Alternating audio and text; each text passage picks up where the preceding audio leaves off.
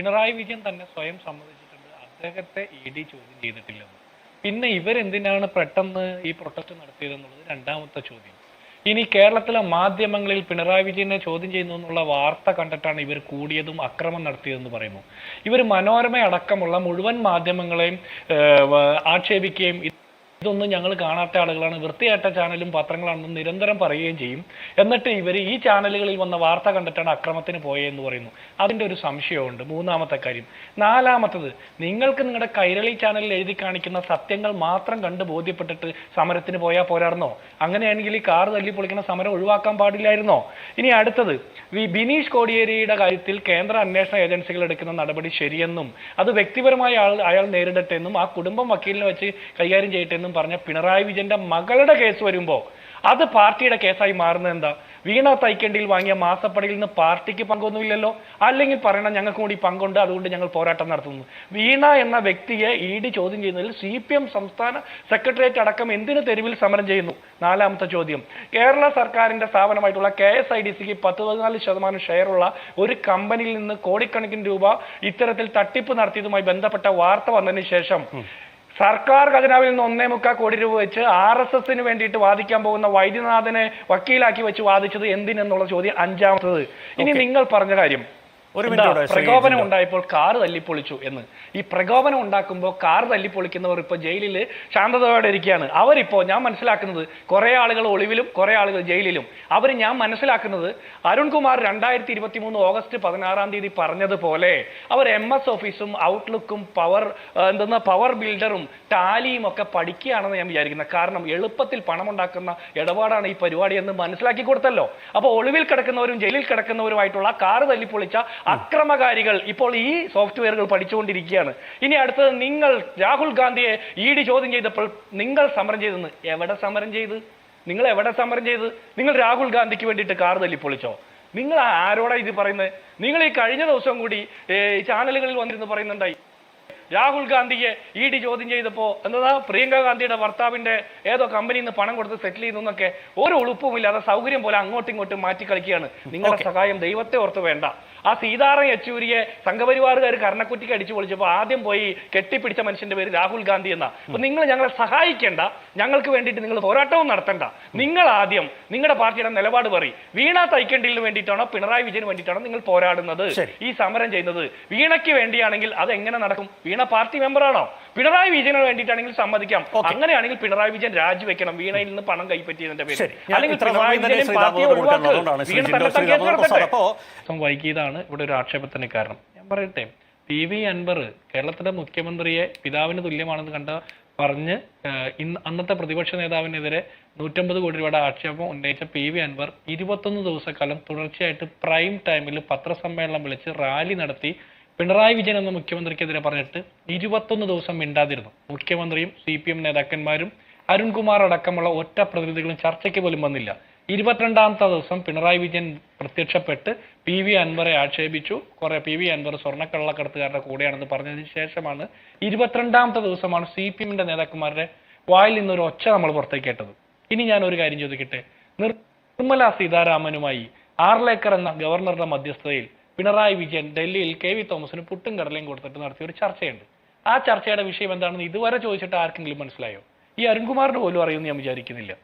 ഇവിടെ മുഖ്യമന്ത്രി cabinet meeting നിർത്തിവെച്ച് briefing ഇല്ലാതാക്കിയ 10 വർഷത്തിന് ശേഷം കേരളത്തിന്റെ മുഖ്യമന്ത്രി VD സതീശൻ ക്യാബിനറ്റ് ബ്രീഫിംഗ് തുടങ്ങുന്നു, മാധ്യമങ്ങളെ കാണുന്നു, സംസാരിക്കുന്നു. പിന്നെ ചില വിഷയത്തിൽ അപ്പോൾ തന്നെ പ്രതികരിക്കണമെന്നുള്ള പിടിവാശി ഇല്ല അദ്ദേഹത്തിന്. അതിന്റെ കാര്യങ്ങളുമായി ബന്ധപ്പെട്ട് നോക്കൂ, ഇപ്പൊ ഇത് പിണറായി കാലത്തായിരുന്നെങ്കിൽ നിങ്ങൾക്ക് സ്വീകാര്യമായിട്ടുള്ള ഒന്നാണോ ശ്രീ ജിൻഡോ? നോക്കൂ, ഈ കേരളത്തിന്റെ പ്രതിപക്ഷ നേതാവിന്റെ വീടുകളിൽ അദ്ദേഹത്തിന്റെ മരുമകന്റെ അന്നത്തെ മന്ത്രിയുടെ വീട്ടിലടക്കം 10-11 ED ഇരച്ചെത്തി ഒരു പകൽ മുഴുവൻ റെയ്ഡ് നടത്തിയത് ഒരു അസ്വാഭാവികം, നമ്മൾ പെട്ടെന്ന് പ്രതീക്ഷിക്കുന്ന ഒന്നല്ല. അതിന്റെ ഒരു ഷോക്ക് അന്ന് എല്ലാവർക്കും ഉണ്ടായിരുന്നല്ലോ.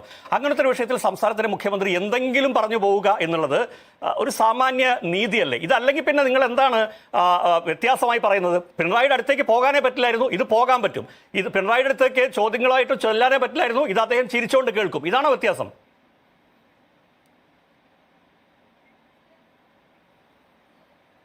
അല്ല അയ്യപ്പദാസെ, അതിലൊരു പ്രശ്നം, ഇന്ന് ബഹുമാനപ്പെട്ട മുഖ്യമന്ത്രി VD സതീശൻ പറഞ്ഞ അതേ അഭിപ്രായങ്ങൾ ആദ്യത്തെ ദിവസം പറഞ്ഞാൽ ഈ CPM-ന്റെ ആളുകൾ പറഞ്ഞ, അതായത് VD സതീശൻ മോഡിയെ കണ്ട് അഭ്യർത്ഥിച്ചത് മൂലമാണ് പിണറായി വിജയന് ED റെയ്ഡ് വന്നതെന്നുള്ള നരേറ്റീവ് വരും. ഇന്ന് അതിനെല്ലാം ശേഷം പിണറായി വിജയൻ തന്നെ എന്നോട് ചോദ്യം ചോദിച്ചിട്ടില്ല എന്ന് പറഞ്ഞതിന് ശേഷം VD സതീശൻ മുഖ്യമന്ത്രി കൃത്യമായിട്ട് അദ്ദേഹത്തിന്റെ ഭാഗം പറഞ്ഞു. ഇത് ആദ്യം പറഞ്ഞെങ്കിൽ ഈ മുഴുവൻ പാപഭാരം അദ്ദേഹത്തിന്റെ തലയിലായിരുന്നേ. പിന്നെ അദ്ദേഹം 2 ദിവസം മിണ്ടാതിരുന്നതിനെ കുറിച്ച് ചോദിക്കുമ്പോൾ ഒരു കാര്യം എനിക്ക് ഉറപ്പാണ്, ED റെയ്ഡിന് വന്നത് പിണറായി വിജയന്റെ മകൾ വാങ്ങിയ മാസപ്പടി അന്വേഷിക്കാനാണ്. VD സതീശന്റെ മകൾക്കെതിരെയല്ല അന്വേഷിക്കാൻ വന്നത്. അതുകൊണ്ട് VD സതീശൻ ഇതിൽ എന്തെങ്കിലും മറച്ചു വെക്കാനുണ്ടെന്ന് ഞാൻ വിചാരിക്കുന്നുമില്ല. അതുകൊണ്ട് തന്നെ അദ്ദേഹം മിണ്ടാതിരുന്നതിനെ കുറിച്ചിട്ട് മറ്റാര് പറഞ്ഞാലും CPM നേതാക്കന്മാർ അത് എൻഡോഴ്സ് ചെയ്ത് പറയരുത്. വലിയ അപകടത്തിലേക്കായിരിക്കും നിങ്ങൾ ചെല്ലുന്നത്.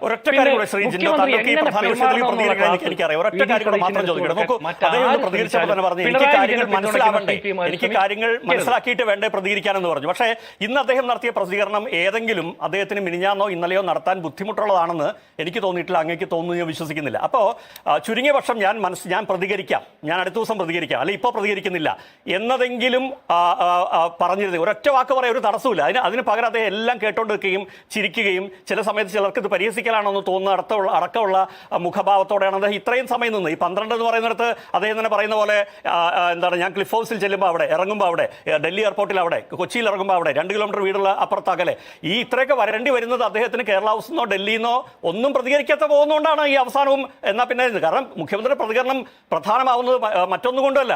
കേരളത്തിൽ ഇപ്പോൾ EDയുടെ റെയ്ഡ് നടന്നാൽ എന്തിന് കേരളത്തിലെ മുഖ്യമന്ത്രി പെട്ടെന്ന് പ്രതികരിക്കണം. കാരണം ഏറ്റവും ആദ്യം ഇറങ്ങി വന്ന CPM നേതാവ് അടക്കം പറഞ്ഞെന്താണ്, ഇത് ഇന്നലെ കണ്ടതിന്റെ പ്രതിഫലനമാണ്. അവിടെയാണ് മറുപടി പ്രധാനമാവുന്നത്. ഇനി ശരി, പ്രതികരിക്കേണ്ട, ഞാനിപ്പോൾ ഒന്നും പറയുന്നില്ല, നിങ്ങൾ ചോദിക്കേണ്ട, ഞാൻ സമയത്തിന് പറയാം എന്നൊരു വാർത്താക്കുറിപ്പ് ഫേസ്ബുക്കിൽ ഒരു വരിയിട്ടിരുന്നെങ്കിൽ ഈ പ്രശ്നമില്ല.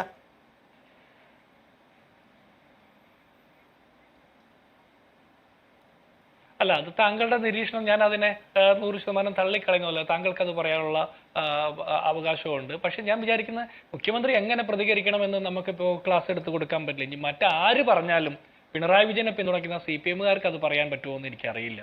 എങ്ങനെ മാധ്യമങ്ങളോട് പെരുമാറണം, എങ്ങനെ പൊതുസമൂഹത്തോട് പെരുമാറണമെന്നൊക്കെ. എന്തായാലും ബഹുമാനപ്പെട്ട മുഖ്യമന്ത്രി VD സതീശൻ അദ്ദേഹം പ്രതികരിച്ചു. നേരത്തെ അദ്ദേഹത്തിന് ആദ്യത്തെ ചോദ്യത്തിൽ തന്നെ ഞാൻ പിന്നീട് പ്രതികരിക്കാം എന്ന് പറയാമായിരുന്നില്ല എന്നുള്ള ഉത്തരം സാങ്കല്പികമാണ്. അത് അദ്ദേഹത്തിന്റെ ചോയ്സാണ് എപ്പോൾ പ്രതികരിക്കണമെന്നുള്ളത്. അതിൽ ഞാൻ വ്യക്തിപരമായിട്ട് ഒരു കമന്റ് ചെയ്യുന്നതും ശരിയാണെന്ന് ഞാൻ വിചാരിക്കുന്നില്ല. പിന്നെ പെട്രോൾ വില വർധനവും ഡീസൽ വില വർധനവിലെ സംസ്ഥാനത്തിന്റെ നികുതി കുറച്ചില്ല എന്നുള്ള ആക്ഷേപമുണ്ട്. ഞാൻ ചോദിക്കട്ടെ, 2018 ജൂൺ മാസം 1-ാം തീയതിക്ക് ശേഷം കേരളത്തിൽ അങ്ങനെ ഒരു പരിപാടിയെ നടന്നിട്ടില്ല. കഴിഞ്ഞ 8 വർഷക്കാലം ചെയ്യാൻ പറ്റാത്തതെന്ന് പിണറായി വിജയൻ വിചാരിക്കുന്ന കാര്യം 10 ദിവസത്തിനുള്ളിൽ VD സതീശൻ ചെയ്യണമെന്ന് ഇവര് ആവശ്യപ്പെടുന്നത് എന്തുകൊണ്ടാണെന്ന് എനിക്ക് മനസ്സിലാകുന്നില്ല. തീർച്ചയായിട്ടും നമ്മൾ എല്ലാവരും വിചാരിക്കുന്നു, പെട്രോൾ അടിക്കാൻ പമ്പിൽ പോകുന്ന, ഡീസൽ അടിക്കാൻ പോകുന്ന സകല മനുഷ്യരും വിചാരിക്കുന്നു 1 രൂപയെങ്കിൽ 1 രൂപ കുറയട്ടെ എന്ന് ആഗ്രഹിക്കുന്നു. അത്തരത്തിൽ നയപരമായ ഒരു തീരുമാനം എടുക്കാൻ പറ്റുന്ന സാമ്പത്തിക സാഹചര്യമാണ് കേരളത്തിന്റെ ഖജനാവിൽ ഉള്ളത് എന്ന് പരിശോധിച്ച് ധനമന്ത്രി കൂടിയായിട്ടുള്ള മുഖ്യമന്ത്രി VD സതീശൻ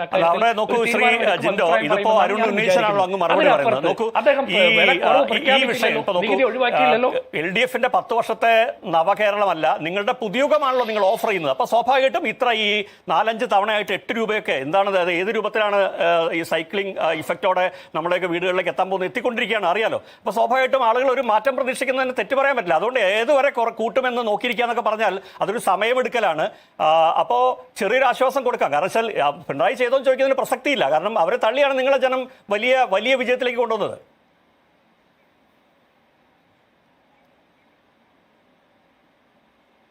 അല്ല, ഞാൻ അത് തന്നെയാണ് പറയുന്നത്. ഞാൻ അവർ ചെയ്തോ എന്നുള്ള ചോദ്യമല്ല ചോദിച്ചത്.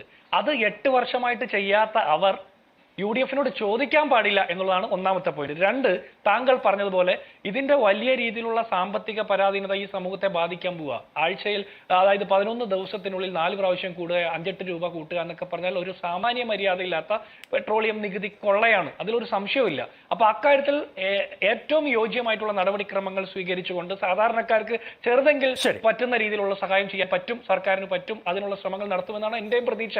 അത് ചോദിക്കുന്നതിൽ ഒരു തെറ്റുമില്ല. താങ്കൾ ഉൾപ്പെടെ, ഞാൻ ഉൾപ്പെടെ ആരും ചോദിക്കുന്നതിൽ തെറ്റില്ല. പിന്നെ PSC ഉദ്യോഗാർത്ഥികളുടെ വിഷയം ഇവിടെ അരുൺ സൂചിപ്പിച്ചു. ഞാൻ പറഞ്ഞ ഉദ്യോഗാർത്ഥികൾക്ക് ജോലി കൊടുക്കുക എന്നുള്ളത് 2ാമത്തെ കാര്യമാണ്. പക്ഷെ ഉദ്യോഗാർത്ഥികളോട് എടുക്കുന്ന സമീപനമാണ് ഒരു പ്രശ്നം.